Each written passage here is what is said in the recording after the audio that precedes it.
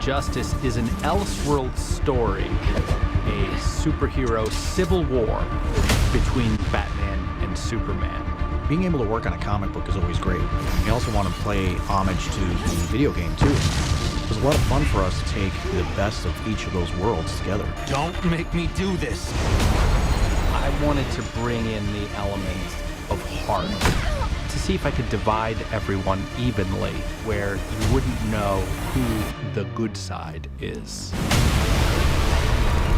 Superman becoming something that is way more dangerous and much darker, actually, than what we're used to seeing. It's over.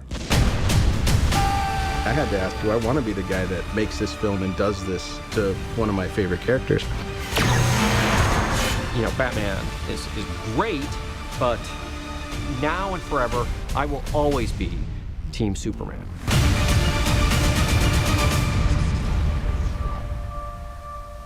It'll be my masterpiece. Superman suffers an unimaginable loss. 11 million dead. He's got a moral compass and he doesn't kill. Having crossed that line, where does that leave you? We're not executioners. How dare you moralize to this man? We wanted to really make sure that we were staying true to the character and making sure that when he would go down this path, that we would see an aspect of Superman that we've never seen before. You'll throw away everything the Justice League stands for. We were wrong.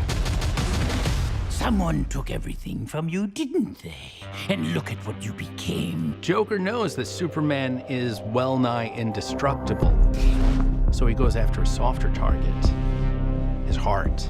What do you think he'll become? There's a little bit of fortuitousness to the Joker's plan in that there's another element to it that isn't usually there. I'm pulling the best joke ever. Playing the Joker, there's a level of not just insanity, but joy and playfulness. The Joker has just taken literally everything from him. There's no sense in letting him live any longer. I think it catches everyone by surprise what kind of action Superman has to get engaged in to essentially cancel the Joker out from doing any more. Now that's a punchline. I just saw Act 1 of Injustice, and I need to go on the record that I am not Team Superman. I am Team Batman. You're better than that. You have to be, or the consequences could be fatal. That is the start of the schism between two superhero best friends. Your parents were murdered, Bruce. They couldn't be there for you. What's your excuse? There's that moment where you're like, yeah, but then you have to deal with the repercussions. How many times did he escape to kill again? Do you even care? I care, but the law must be followed. Superman decides, I'm not going to let the strong oppress the weak. I'm taking their free will away from them. It gives you the opportunity to explore ideologically how far apart they get. We can't decide who dies. One death. It always starts with one. I came here to make peace. But you can't possibly understand what the Joker took from me. Batman keeps looking back at his ethics and asking himself, am I on the morally right side here? Because it feels like everything I do is not working. And it's really interesting to actually see the two of them now on opposite sides and actually see how each of them are going to react to the world of injustice. The Republic of North Korea is no longer a nuclear power. If you go on the battlefield with this Wonder Woman, she will kill you. She almost plays the role of the devil on his shoulder. I just want to keep people safe.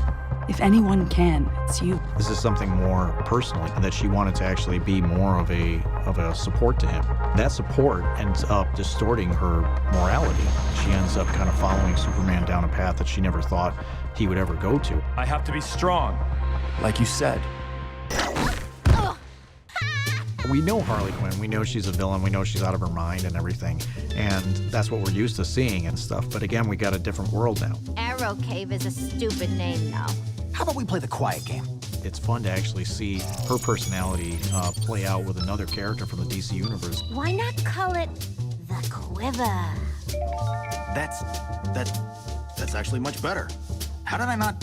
If you take Superman and turn him into a symbol of oppression, you can then take Harley and flip her around and make her someone who's fighting for freedom. Harley, what are you doing here? I locked you in the safe room. She's always an interesting character. She's a loose cannon. She's the perfect anti-hero. I decided to be a hero and help you stop Superman. I'd do a whole movie with them. 'Cause I'm a hero now. There's a huge cast of superheroes in this film. We are exploring some of those secondary characters, Nightwing, Robin. Screw this. I always felt like Plastic Man doesn't really fit in from a completely kind of different world. Ernie Found, which is a completely different era of the Injustice comics, was this great run of what Plastic Man is capable of. It's great to see a character who is intrinsically silly be such a badass. We're here for the Mirror Master. The Mirror Master. That he's actually working for the government, ostensibly. Stop interfering with government.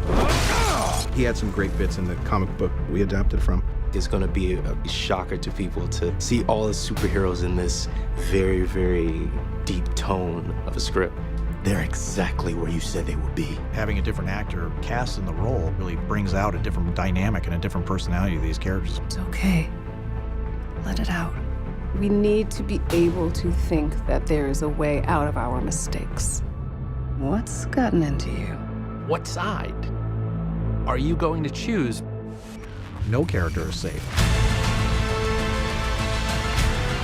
Superman finds himself in a position that he hasn't been in before, being opposed to a lot of the people that have stood next to him, possibly treating them as criminals. Is he even good anymore? Superman can make a perfect world. The Justice League cannot be the world's police force. You're all under arrest. I don't think so.